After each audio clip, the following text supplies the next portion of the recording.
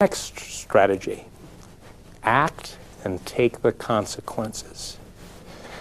Now, by definition, that's simply taking action strengthening your position, whether it's agreed to by the other party or not. And the purpose, of course, is to force acceptance, usually of some minor item. Let me give you an example of that. Let's assume that you've been negotiating with another manager, and you get a letter outlining the things that you've discussed and agreed to, and everything is fine except point number 10, which you would sure like changed. A minor point, but you'd like it changed. To act and take the consequences would what? It would be to cross it out and initial it, go ahead and sign the contract or whatever was sent and send it back. Now, you put yourself in the position of the other party. If it's truly a minor item, they're excited about getting the contract back and having the deal put together, and they may just decide to overlook it. Worst case scenario, they get you on the phone and it has to be negotiated, and that's what you might have done in the first case, but you decided to use in this particular situation. Act and take the consequences.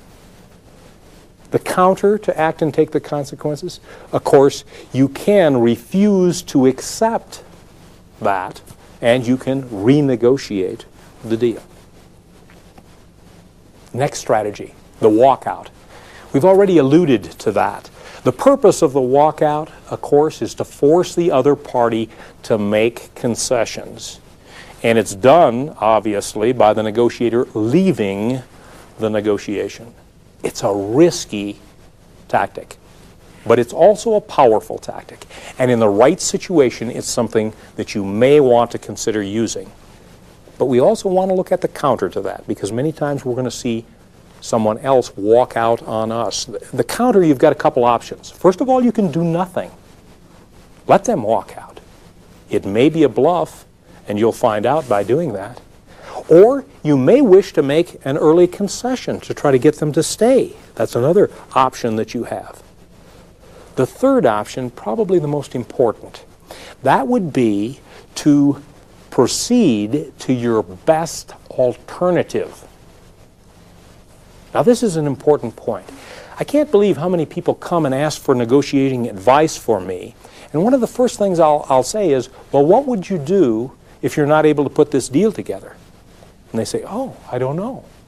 Never enter a negotiation without having determined what your alternatives are, and particularly your best alternative, because you may need to turn to it, and it will certainly help you decide negotiation strategies.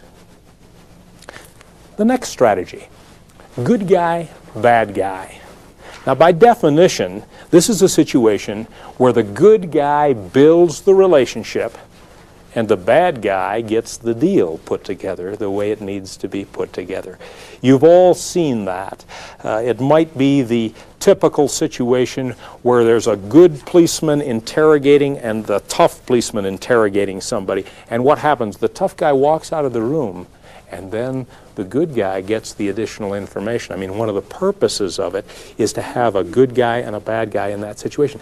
Now, maybe you're saying to yourself, well, Jim, how do you, without acting, how do you structure good guy, bad guy? I find that many times it's a natural good guy, bad guy situation because of the role that you play as a manager and anybody else that you may have involved in that negotiation. Look for that, because I'm certainly not suggesting that you play act in the negotiation process.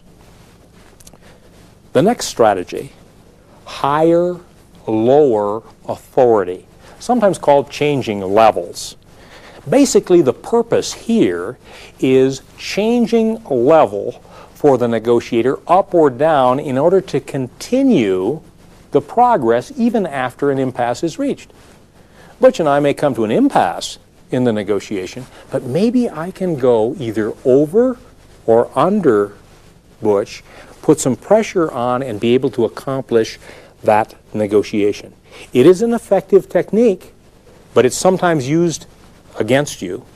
What can you do to prevent it? If you think there's a chance of that, alert those people within your organization for that very happening, and it will help prevent changing levels.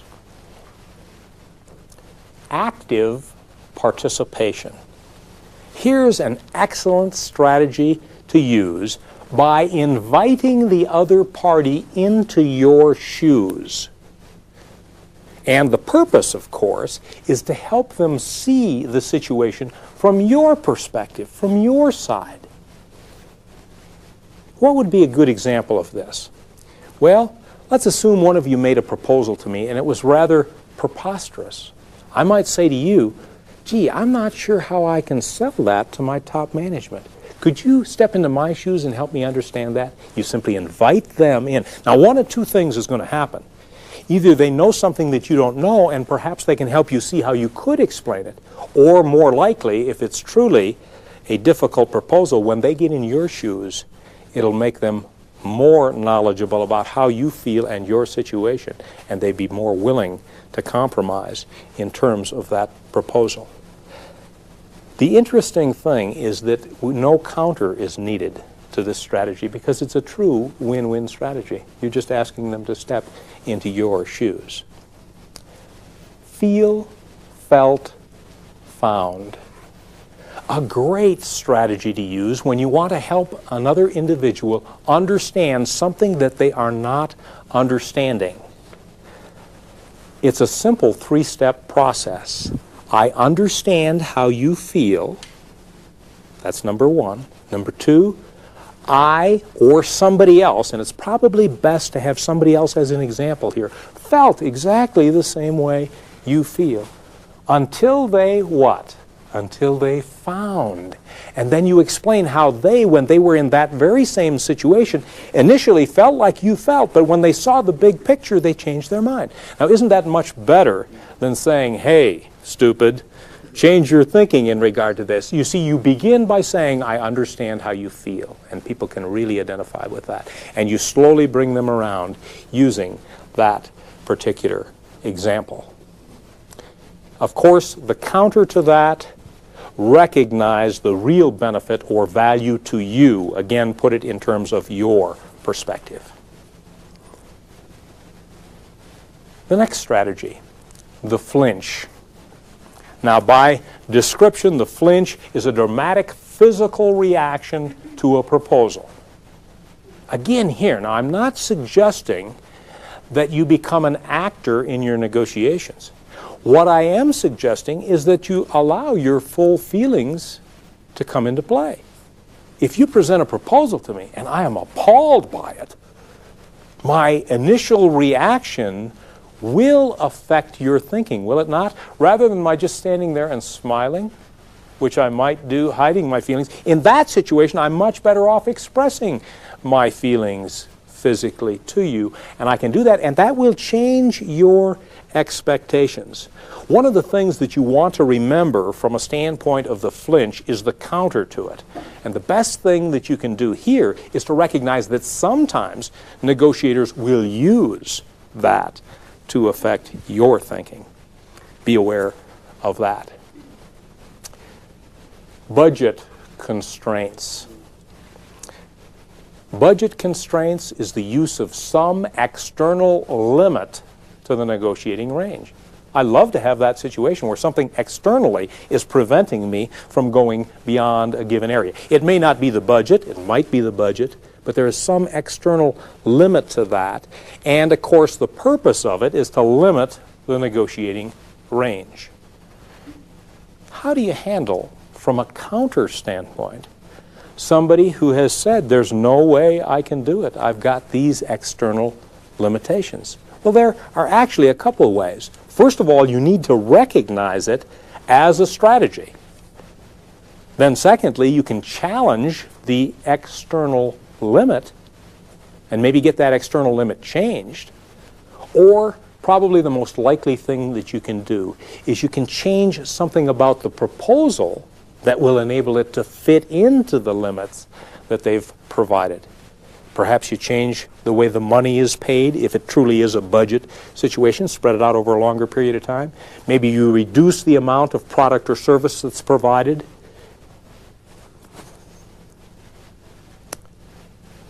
Reluctant negotiator. By definition, this is an indication of a real or a pretended lack of desire to negotiate. Now, that can be real, it can be pretended. Of course, the purpose of it is to force the other party to a concession. This is an important one to remember.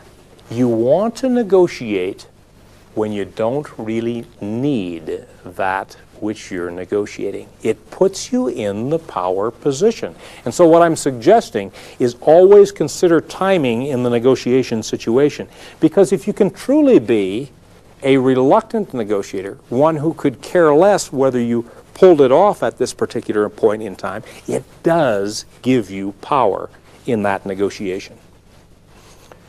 The final strategy that we'll discuss today is the crunch.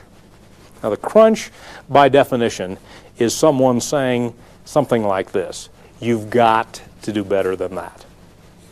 And you've all been in that situation. But here's the question to you as a manager now. You're in an important negotiation, and the other party, after you've made your proposal, simply says, you've got to do better than that. How do you react? Let me suggest here that perhaps the way I reacted is the way to react.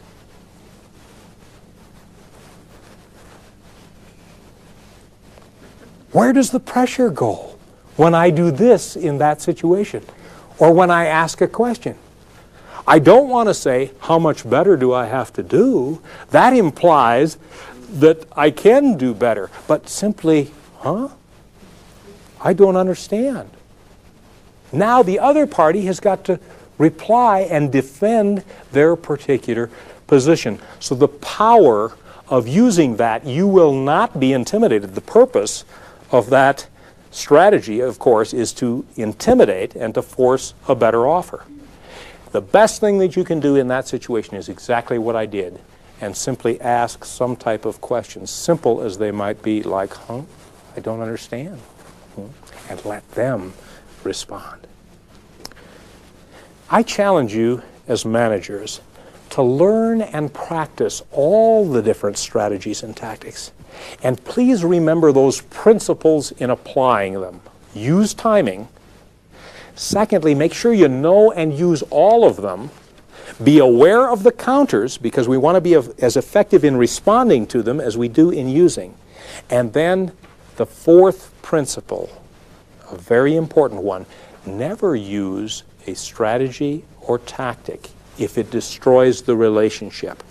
You see, some of these strategies and tactics you could be viewed as taking unfair advantage of the other side. Never use one that will destroy that important power that you have, that power of the relationship that you've built in that negotiation.